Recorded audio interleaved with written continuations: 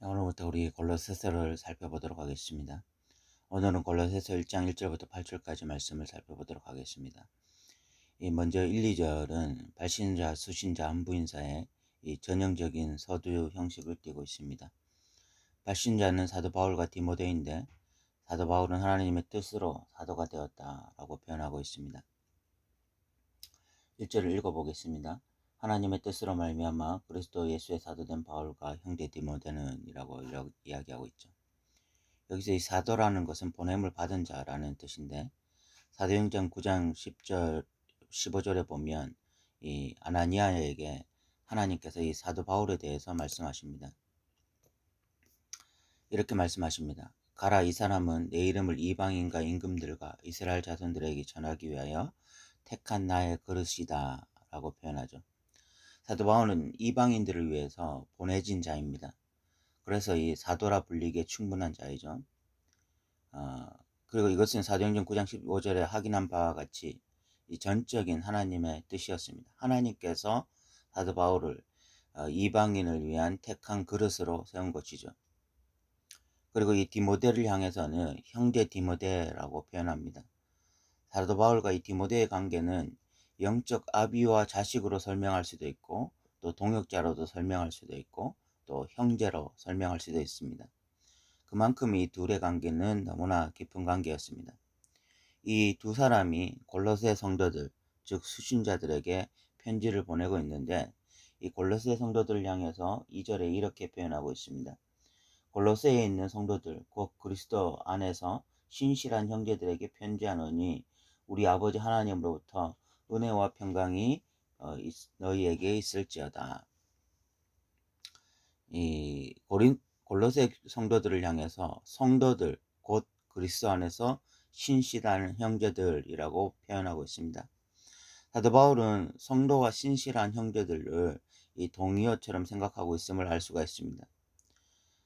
사실 성도라고 하는 것은 신실한 자들이어야 함에 틀림없습니다. 그러나 오늘날 이 성도란 용어는 그런 의미로 쓰이기보다는 하나님의 백성이라는 의미, 좁게는 교인이라는 의미로 더 많이 쓰여지고 있습니다.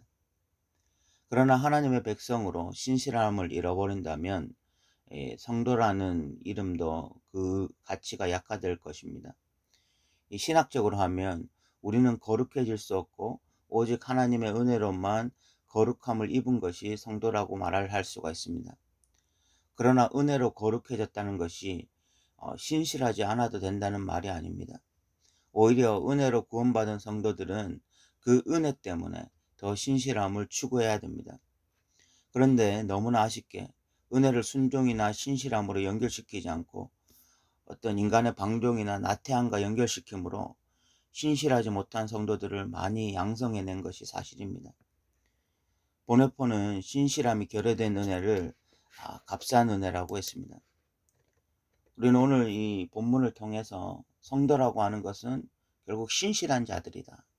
하나님께 신실하고 말씀에 신실하고 또 성도들 간에 신실한 바로 그런 사람들이 성도들이다라는 것을 좀 기억했으면 좋겠습니다.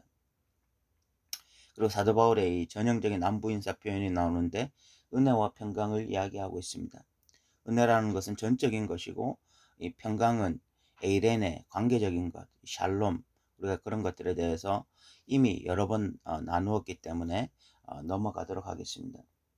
이 3절부터 6절까지는 이 사도 바울이 골로새 성도들을 굉장히 긍정적으로 평가하고 있다는 것을 볼 수가 있습니다.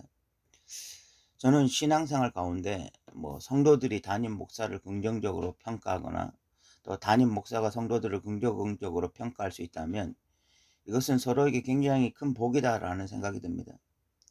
그런 교회에서 신앙생활을 하는 것 자체가 큰 복인 것 같아요. 사도 바울은 먼저 골로새 성도들을 위해서 기도할 때마다 감사한다라고 표현하고 있습니다. 3절을 보겠습니다. 우리가 너희를 위하여 기도할 때마다 하나님 곧 우리 주 예수 그리스도의 아버지께 감사하노라 라고 표현하고 있죠. 만약 골로새 교인들이 문제가 많았다면 기도할 때보다 감사한다기보다는 간구를 많이 하게 될 것입니다. 골로새 교인들이 좀 정신을 차리고 바른 길로 들어서게 해달라고 간구를 많이 하게 되겠죠. 그런데 감사를 많이 하고 있다는 것은 골로새 교인들이 지금 신앙적으로 이 바람직한 방향으로 성장하고 있음을 의미하는 것입니다. 사도 바울은 이 4절부터 왜 골로새 성도들을 위해서 기도할 때마다 감사할 수밖에 없는지 그 이유를 이야기하고 있습니다. 두 가지 때문에 감사하는데 하나는 믿음이고 하나는 사랑입니다.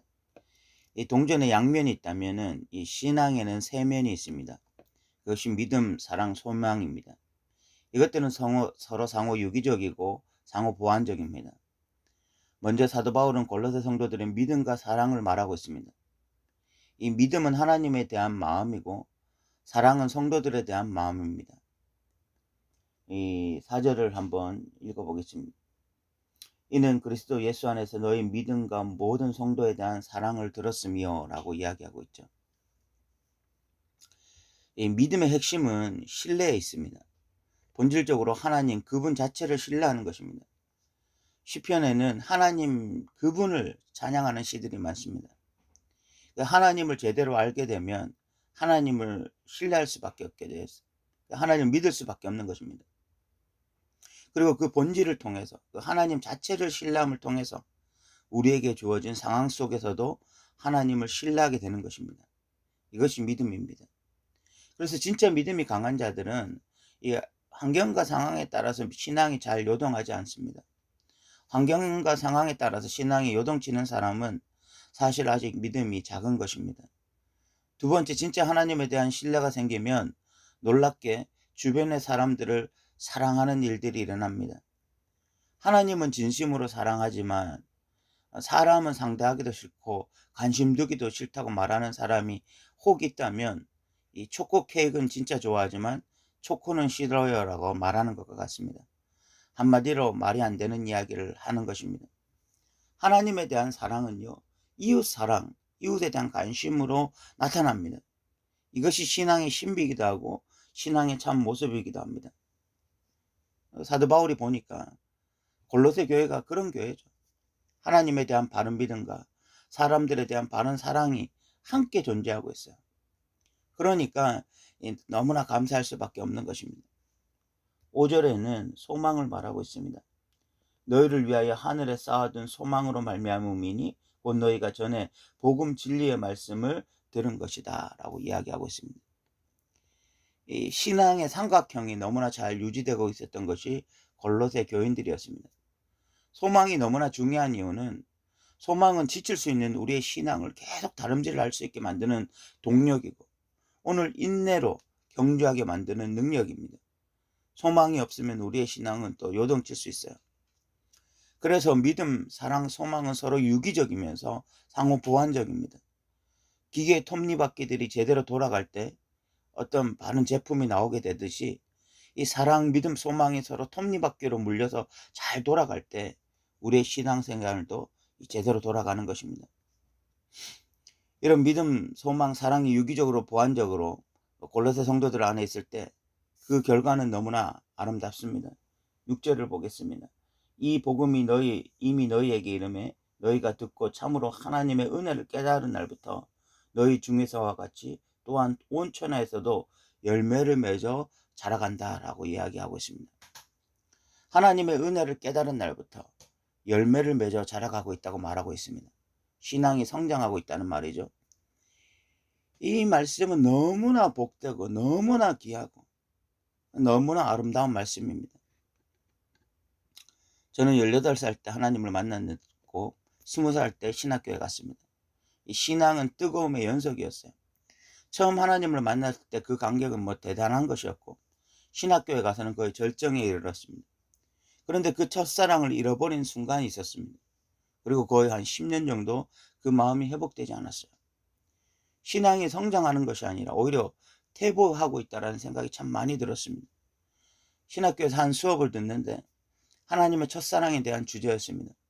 그 교수님도 이 첫사랑을 잃어버린 것에 대해서 말하면서 그것은 회복하는 것이 아니라 그것을 추억하면서 신앙으로 다름질하게 만드는 동력이라고 말씀했습니다. 첫사랑이 회복되어야 되지 하면서 열심히 다름질해야 된다는 것입니다. 저는 10년 동안 그 사랑이 회복되지 않으면서 그런가 보다 했습니다.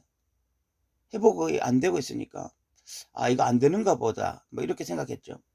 그런데 그것이 아니었습니다. 첫사랑은 회복될 수도 있는 것이었고 회복뿐만이 아니라 더 잘할 수 있는 것이었습니다. 그것은 후에 다시 제가 하나님께 전심으로 돌아가는 시간이 있었고 또 깊은 말씀을 통해서 이런 회복이 이루어졌습니다. 저는 그래서 이 신앙이 멈추거나 퇴보하지 않고 이 자라간다는 이 고백의 가치를 너무나 잘 알고 있습니다. 혹시 첫사랑의 간격을 잃어버린 분들이 있다면 주님께로 전심으로 돌아가야 할 것입니다. 대충 돌아가면 늘 어디중간한 위치에 있지만 전심으로 돌아가고자 한다면 상거가 먼데도 달려와 안아주시는 이 살아계신 하나님을 만나게 될 것입니다. 그래서 이 신앙이 자라가면서 나타나는 열매들, 그것이 이 살아있는 신앙인들에게는 반드시 있어야 되는 거죠.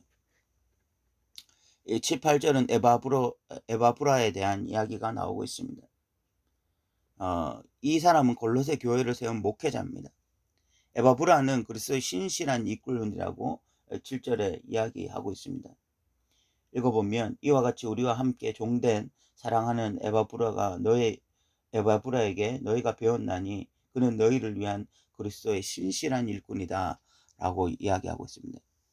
이런 골로새 교회가 믿음, 소망, 사랑 이 삼각형이 잘 유지되어지고 그런 가운데 어떤 신앙이 계속해서 성장하고 있었던 배경에는 에바브라와 같은 신실한 목회자가 있었기 때문에 그런 것입니다. 8절에 보면 성령 안에서 너의 사랑을 우리에게 알린 자니라. 그리고 에바브라가 지금 이 골로새 교회가 어떻게 잘 성장하고 있는지, 이 골로새 교회의 성도들이 어떻게 믿음으로 살아가고 있는지 이런 것들을 사도 바울에게 알렸다라고 이야기하고 있죠. 오늘 우리는 1절부터 8절까지를 살펴보았습니다. 1, 2절은 사도 바울의 전형적인 편지 형식으로 발신자, 수신자, 안부인사로 되어 있고 3절부터 6절까지는 골로새 교회의 신앙적 모습에 대해서 사도 바울이 감사하는데 이들에게는 믿음, 소망, 사랑 이 세 가지가 있었고 또 그 세 가지를 통해서 이 열매를 맺어서 자라가고 있는 그런 모습이 있었습니다. 이 7, 8절은 에바브라에 대한 칭찬이 나와 있죠. 에바브라는 무엇보다도 신실한 하나님의 일꾼이었습니다. 그런데 이것은 1장 2절에 성도들을 향해서 성도들은 신실한 형제들이다 라고 표현하고 있죠. 목회자 기본적으로 성도거든요.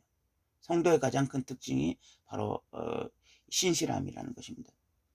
저는 이 총신대학교 신학대학원을 나왔는데 거기에 보면 제일 먼저가 목회자가 되라가 아니라 성도가 되라, 신자가 되라 이렇게 나와 있거든요. 우리가 하나님을 믿는다라고 할 때 그 믿는 것의 가장 큰 특징이 바로 저는 신실함이다 라는 생각이 들어요. 오늘 말씀을 통해서 우리도 골로새 교인들과 같이 믿음, 소망, 사랑의 이 삼각형이 잘 세워졌으면 좋겠고요. 그러면서 이 신앙이 점점 자라가는 자들이 되었으면 좋겠습니다. 그리고 우리가 성도에 걸맞는 신실함이 우리 모두에 있기를 바랍니다. 오늘도 들어주셔서 감사합니다.